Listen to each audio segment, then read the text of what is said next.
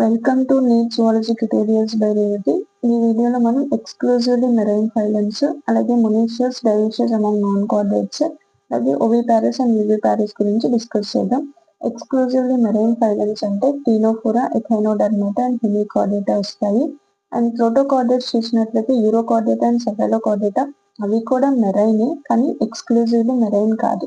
Exam point of వ్యూలో ఇక్కడ మనం కొంచెం జాగ్రత్తగా ఉండాలి. క్వశ్చన్ అనేది మెరైన్ అని అడిగినప్పుడు యూరోకార్డేటా, సెఫాలోకార్డేటా కూడా వస్తుంది. బట్ ఎక్స్క్లూజివ్లీ మెరైన్ అన్నప్పుడు టీనోఫోరా, ఎఖైనోడర్మేటా, హెమికార్డేటా మాత్రమే వస్తాయి. And comes to monoecious, dioecious among non chordates. ఈ ఆర్డర్ ఆల్రెడీ మనం ప్రీవియస్ వీడియోస్ లో చూసుకున్నాము. ఇక్కడ చూసినట్లయితే ఫస్ట్ ఏరిఫస్, ఆస్కెరమెంటిస్, next annelida, next Arthropoda.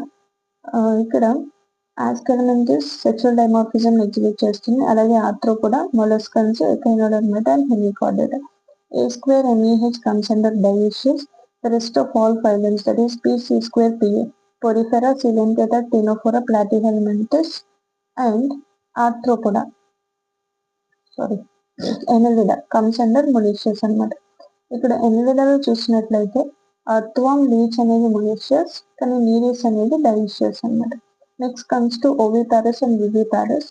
ఓవిపారస్ organisms వచ్చినట్లయితే ఎనిలిడా, ఆర్థ్రోపోడా అనేవి కూడా mostly egg laying, but not. ఇక్కడ కూడా మనం ఎక్సెప్షన్స్ చూసుకోవాలి.